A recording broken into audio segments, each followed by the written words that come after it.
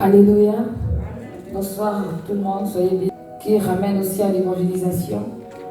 Et nous allons essayer, par la grâce de Dieu, de le traiter en 2 fois, aujourd'hui et la semaine prochaine. Il s'agit d'une question que beaucoup de personnes vous posent quand vous évangélisez.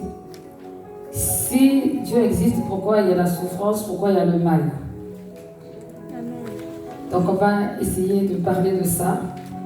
Et je pense que, surtout encore plus aujourd'hui, on a besoin de comprendre cette notion pour savoir répondre à ceux qui posent des questions. Et d'ailleurs, il y a même des chrétiens aussi qui posent cette question. Et souvent, on se console en se disant que c'est pas grave, on a la foi, mais c'est quand même important de connaître parfois d'avoir certaines réponses à nos questions. Alors, je ne veux pas vous dire qu'on va répondre à toute la question de façon totale, mais on va essayer au moins de donner quelques réponses qui sont importantes. Il faut savoir déjà que dès le départ, lorsque Dieu, avant de créer l'homme sur la terre, Dieu avait créé les anges dans le ciel. Et un de ces anges, qui s'appelait Lucifer, s'était rebellé contre Dieu. Et en se rebellant contre Dieu, il est descendu, il a été précipité sur la terre. En se précipitant sur la terre, il a décidé de se venger d'une manière ou d'une autre. Alors, c'est important de comprendre déjà 3 choses. C'est que Dieu est bon. Dieu est bon. Quelque chose qu'on peut dire, Dieu est bon et Dieu n'aime pas le mal.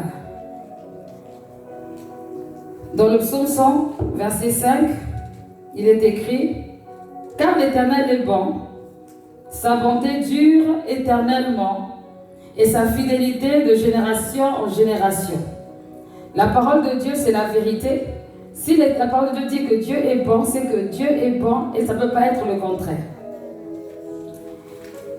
La Bible dit aussi que les actions de Dieu sont bonnes. Dans Genèse 1, verset 31, la parole de Dieu déclare: Dieu regarda tout ce qu'il avait fait et il constata que c'était très bon. Donc les actes que Dieu pose en général sont des actes qui sont bons. Ces actes, parfois nous on peut apprécier comme on peut ne pas apprécier, mais ce qui est sûr c'est que ce que Dieu fait est bon. Et en comprenant ce concept, ça nous permet déjà de relativiser sur notre manière de voir certaines choses.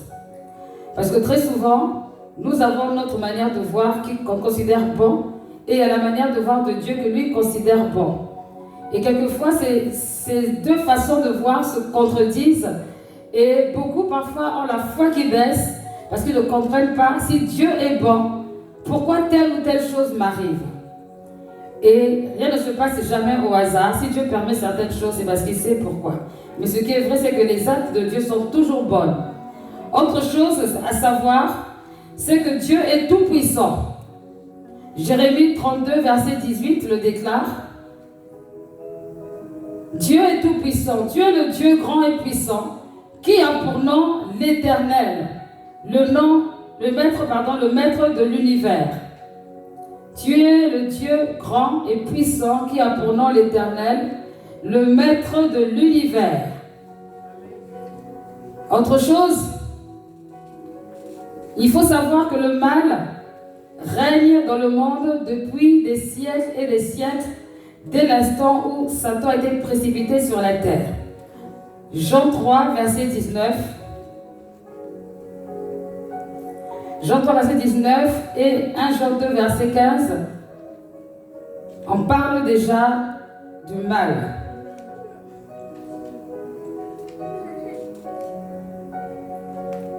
Les hommes ont fait un choix.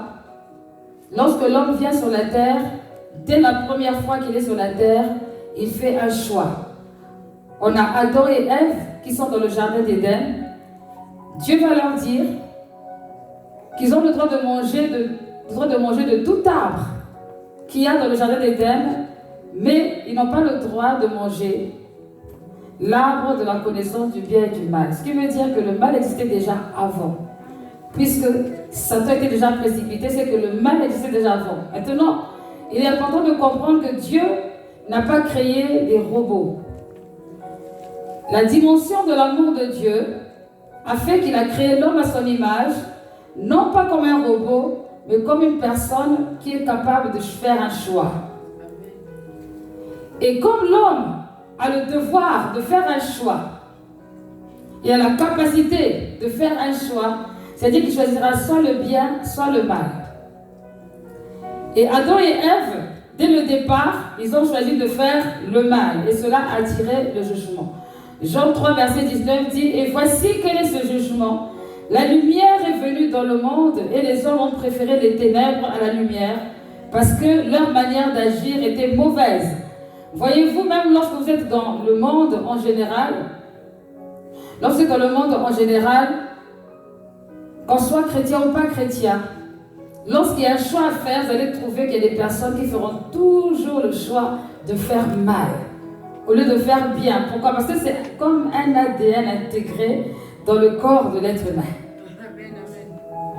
Amen, amen. Comme un ADN intégré. C'est-à-dire, même un enfant, quand il commence à parler, quand il commence à comprendre un peu les choses, quand on lui dit non, c'est ce qu'il va faire. C'est ce qu'il va faire. C'est quelque chose, c'est-à-dire que c'est intégré. Parce que notre ADN, c'est depuis Adam et Ève. Dès l'instant où ils ont fauté, ils nous ont transmis génétiquement le mal. Et la conscience aussi du bien et du mal. Parce qu'ils ont mangé l'arbre. Le fruit de l'arbre de la connaissance du bien et du mal, pas la pomme, hein. Voilà. C'est le fruit de la connaissance le fruit de l'arbre, la connaissance du bien et du mal. Et dès l'instant où ça s'est arrivé, Dieu avait dit que s'ils mangeaient cela, ils allaient mourir. Et effectivement, ici on ne parle pas seulement de la mort physique, on parle de la mort spirituelle.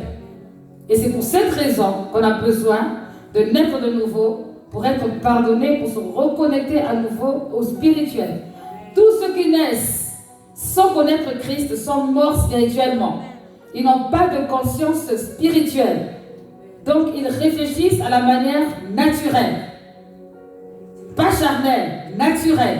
C'est-à-dire, leur esprit est voilé, ils ne comprennent pas les choses que toi et moi on peut comprendre. Pourquoi? À cause de l'affaire de Adam et Ève dès le départ. Et donc, naturellement, ceux qui sont aveuglés spirituellement, qui sont morts spirituellement, aiment le monde.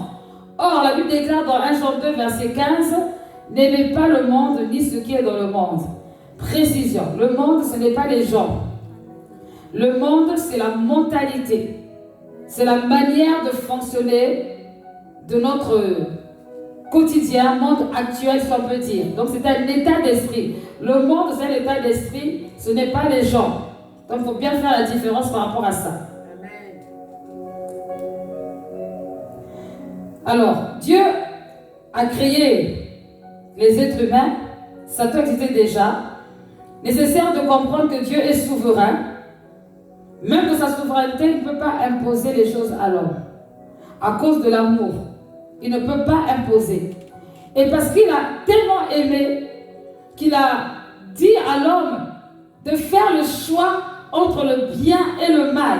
Il aurait pu laisser l'homme comme ça et ne pas l'orienter vers quelque chose de précis.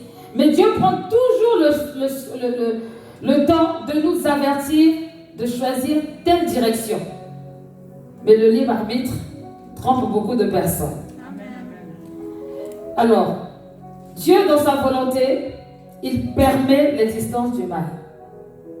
Il n'aime pas le mal, mais il permet l'existence du mal. Pourquoi? Il permet l'existence du mal parce que il veut nous éprouver.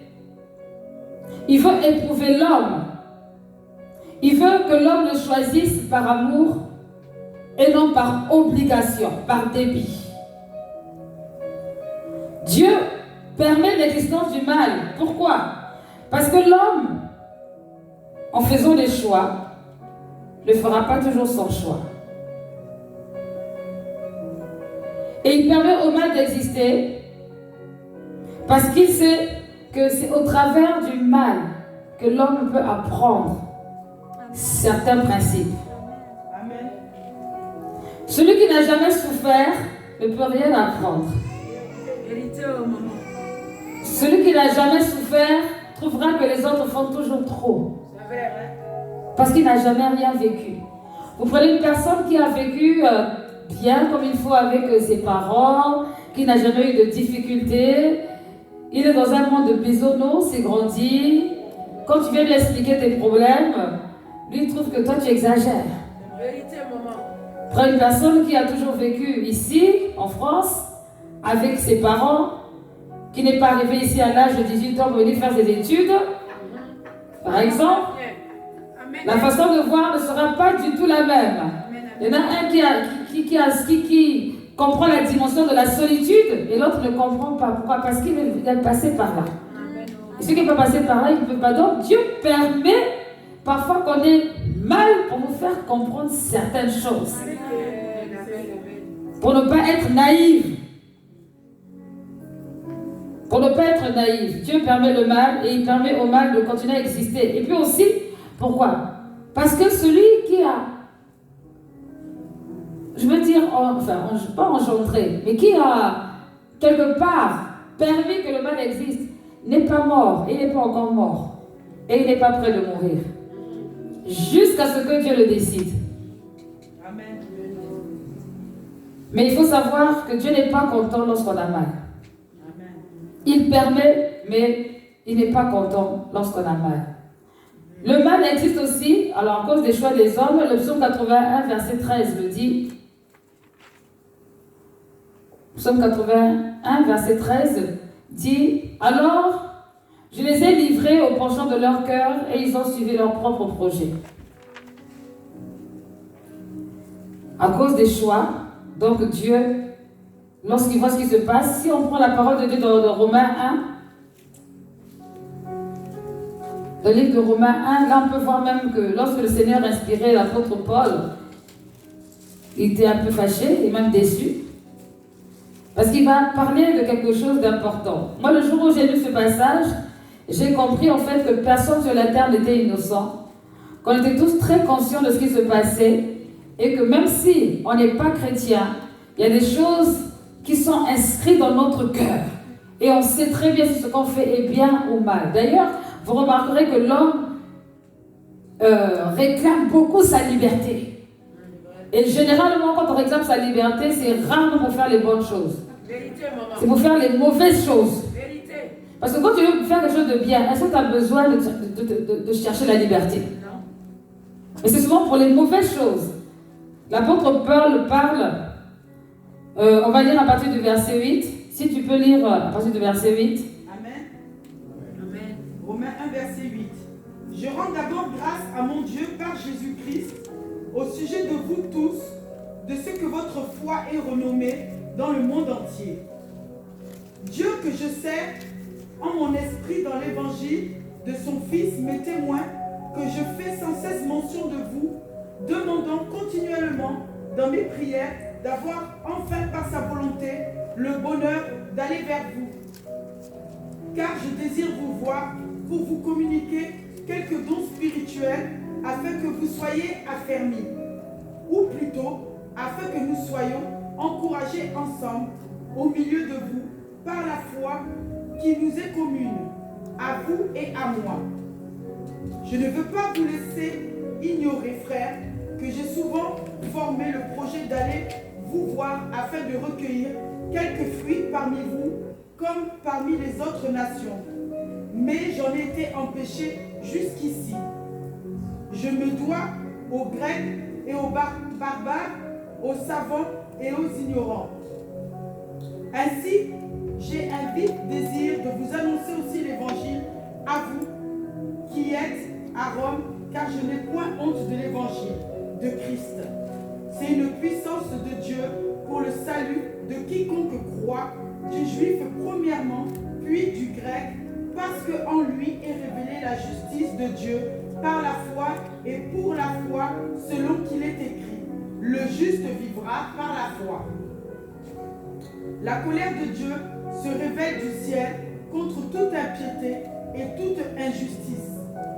Des hommes qui retiennent injustement la vérité captive, car ce qu'on peut connaître de Dieu est manifeste pour eux, Dieu le leur ayant fait connaître. En effet, les perfections invisibles de Dieu, sa puissance éternelle et sa divinité se voient comme à l'œil depuis la création du monde, quand on les considère dans ses ouvrages. Ils sont donc inexcusables, puisque ayant connu Dieu, ils ne l'ont point glorifié comme Dieu et ne lui ont point rendu grâce, mais ils se sont égarés dans leurs pensées et leur cœur sans intelligence a été plongé dans les ténèbres. Et leur cœur sans intelligence, a été plongé dans les ténèbres. Se vantant d'être sages, ils sont devenus fous.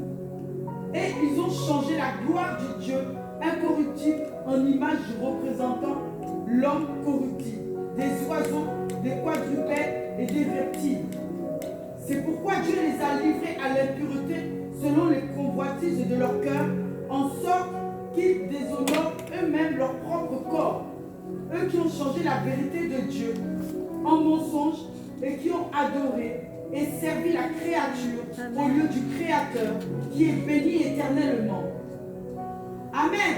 Amen. C'est pourquoi Dieu les a livrés à des passions infâmes, car leurs femmes ont changé l'usage naturel en celui qui est contre nature. Et de même, les hommes, abandonnant l'usage naturel de la femme, se sont enflammés dans leurs désirs les uns pour les autres, commettant homme avec homme des choses infâmes et recevant en eux-mêmes le salaire que méritait leur égarement.